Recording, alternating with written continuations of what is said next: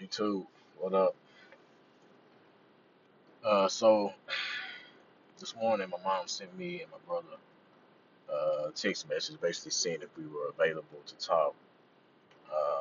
And once you just receive those type of text messages, like, are y'all free? Can y'all talk?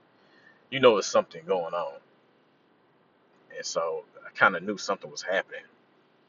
Uh, and so we called her. And he both talked to her on three-way, and come to find out, her jaw folded. Uh, she's been at her job for the last 20 something years, and she say that she got to work and they was doing their job like normal, and something was happening like with the system where they couldn't get in, to do the necessary things that they do. Um,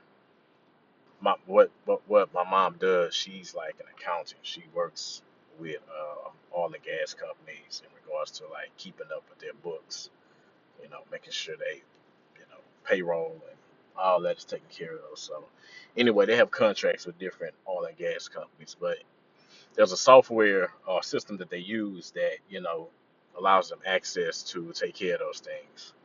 And so when they tried to access those,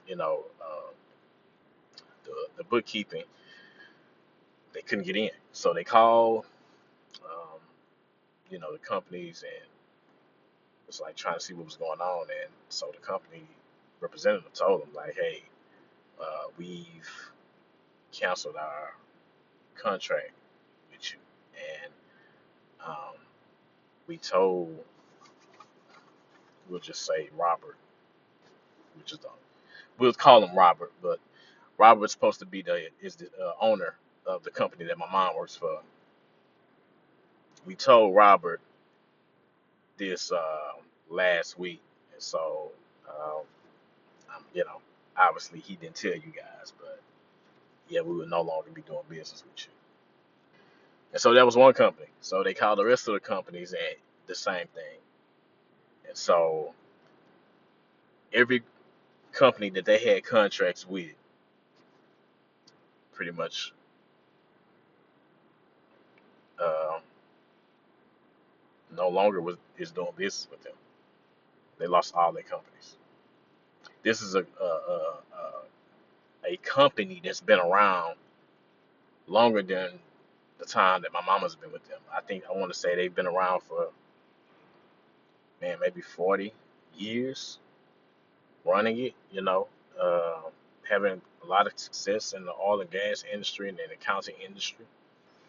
And for them to, for one, how it was done, like the staff, my mom's staff was just shocked. They didn't know what was going on. Like, why weren't we notified about this? Why weren't we, didn't get any type of heads up, you know, uh, to like prepare and to, you know, start to look for other things. Like this happened just abruptly. Like they knew nothing. But the owner, he knew. He knew, you know, uh, I want to say a couple weeks prior to this happening, and didn't have the respect to let the staff know. And so when my mom and the rest of the staff called him about it, he was like, "Oh, dang, they shouldn't have told you that. I was trying to work on things, and I was gonna let you guys know." What do you mean you was gonna let us know? Like that's not something that you hold on to, or try to come up with some miracle Hail Mary to save the business. Like, and you never know what, because a lot of these people that's been working with her, they've been there for years. So, you know, they could have maybe had some assistance in regards to maybe getting, new contracts or things of that nature. I don't know. But it's sad to see that the lack of communication and even the lack of responsibility led to the demise of this company. And so she was devastated, and she was, sad because now it's uncertain. It's uncertainty on how she's going to make it. You know, she has mortgage, she has bills just like the rest of us. And they gave her a severance package, but the severance package that she got didn't equate to the years that she's been there. Like her severance package should have been much longer than what it was. Like what they gave her was only gonna last to maybe to the end of the year with the bills that she has. And so they kind of, they kind of screwed them over on the severance package that they received. And so, like, I'm in my mom's telling me this. I'm like, you can't you can't trust these companies. You can't trust the system. You can't trust government fund. You can't trust these things. They are resources, you know, to help. They are uh, systems to, you know, take advantage of when need be and things of that nature. But it is not something that we should put our full faith in. Use them to benefit you and your family. Use them to provide, the financial and monetary and benefits that they can give. Use them for that, but always have your own thing going on. Like always have something that you do that you control that could provide a service for somebody, and in return, you get some type of monetary value from it. For me, I think about diversifying your portfolio, like in the market. They say never put your money in just one stock. Don't put all your money in one stock. Even don't even put all your money in one industry. Diversify. Put your money in tech. Put your money in healthcare. Put your money in real estate. You know, diversify. Put your money into the S&P, which is a diversity um, stock of the market. The Bible talks about that, diversifying your portfolio. Don't put all, you know, your eggs in one basket. Don't just shoot at one thing. Do many things because you never know what may happen. One of them might fall while the other one might rise. And so on this channel, I talk about all the things I do. I rent cars, I DJ here and there. I'm getting my real estate license. You never know. You never know. And it saddened me. It made me think like my mom is getting older, and she I don't know how much longer she gonna work. I mean, she talked about retirement, and that was her plan. Like I think she had a few more years, and she was really thinking about retiring. And knowing my mom, she ain't gonna really retire because she just cannot. She got to do something, and it got to be something that she can do daily. She just wants some of her time to, chill when she want to chill. But it had me thinking, like, how am I financially, if need be, going to be able to take care of my mom? You know, this situation with her being out of work as a son, what can I do? Am I in a position to help her subsidize some of her bills and utilities and things of that nature? And to be truth be told, I'm really not. I'm really not. Me and my wife, we're really not. It's already a stretch as it is. But I'm also putting things in place, cutting back on certain things like uh, eating out for lunch. I'm starting to bring my lunch. Little fees like whenever we pay our bills over the phone or online, sometimes fees are attached to that. And so now I'm figuring out ways to get around those fees. Like when we pay daycare, there's a like a $16 fee that is charged for using the service. And so I called the daycare. I was like, okay, what can we do to get around that? So they told me, and so I went on and took care of that. Getting around that, doing, making sure that there's no little fees, because when you think about those fees, those things add up. And so if you really do the math on them over a year's time, that'd be a significant number. When you do math in regards to years. Don't do math like a month or something like that. Do it in regards to a year, because that number is more impactful. I'm shopping less.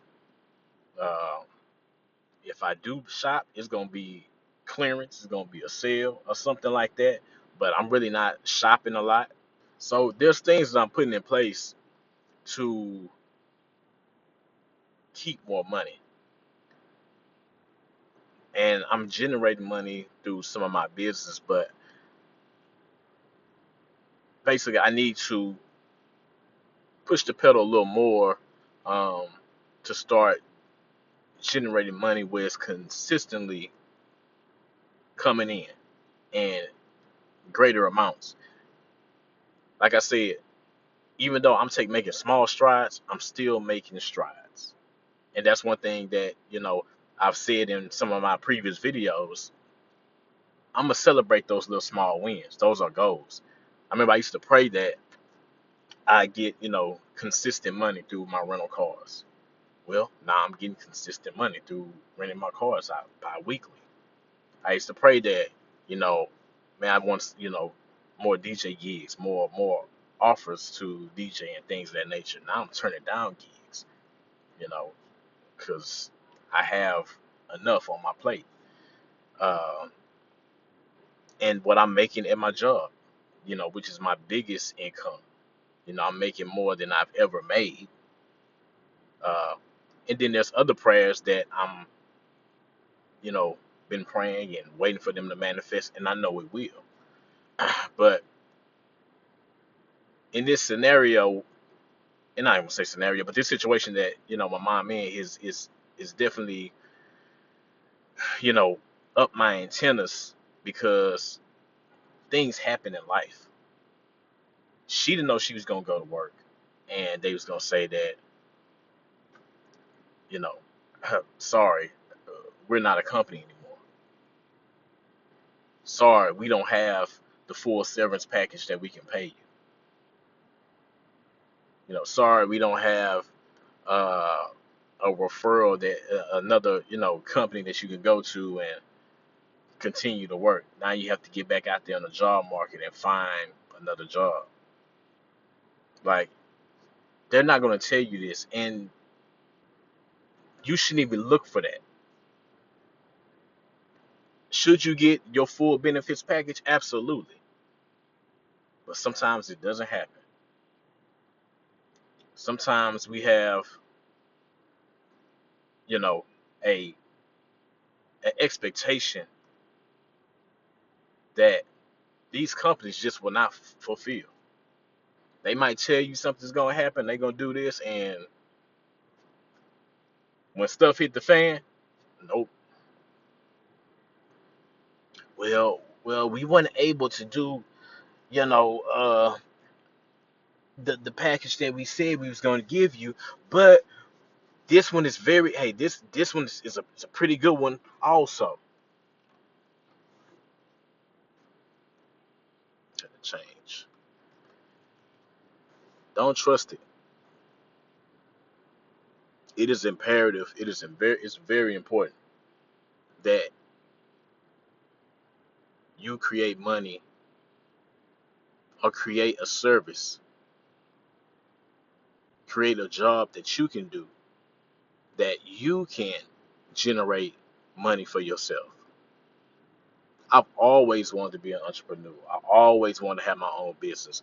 And I'm living in that. I am doing it not the way that I wanted to do it. And I think the way that, and I ain't gonna think, I know for a fact that the way that I envision myself doing it and living it is going to happen. But truth be told, I am doing it, and things will get better for me and my family. And so you know, I'm saddened that my mom is going through this, but I know my mom. I know she's gonna find another job. I know things are gonna work out for her, and I'm gonna be there. I'm gonna do whatever I can. If I have to work a little overtime to help her out with something, or you know, help me and my wife get together and like, hey, okay, we got a little extra, we can get this to her, and so she can take care. We gonna do it because it's my mama. You know, it's our family. We gonna take care of her, and God gonna bless us. But what I want to tell you guys is, man, don't trust them. At any given point, man, the job, your side hustle B, your side hustle C, something can happen where it's not needed no more. So now you need, take side hustle A got to take over. Side hustle D got to take over. You know, I pray that if something happens with one of your gigs, your other gig increases. That it goes up. It's up from here. But man, yeah, that was shocking news. That was shocking news. And in this economy, a lot of people is, being laid off. A lot of people are losing their jobs. And with AI on the rise and increasing, we don't know what the future may hold. I've I've even been thinking about let me go back over here. Where's my arm? I've even been thinking about learning about AI, like some courses, because it's the future. You know, the more you know about what's to come, the better prepared you will be. I've been thinking about cybersecurity, maybe tapping into that, checking that out. And so these are some things that you got to think about. When you start to hear about things on the rise, kind of like social media did early 2000s, people who tapped into social media and learned it are probably winning right now. The internet in the 90s, it's always a shift that happens uh, in the world. And so AI might be the shift. But I just want to come on here and talk about that, man, because like I say, it was shocking, and I'm upset in the way it was handled. It should have been handled much better. Like, there's no way that those people should have heard about that through their clients. It was unprofessional, and it was just sad. But my mama, she's gonna be okay, and it's gonna work out, and we gonna do what we gotta do. So, all right, you two, let me get up in here, man.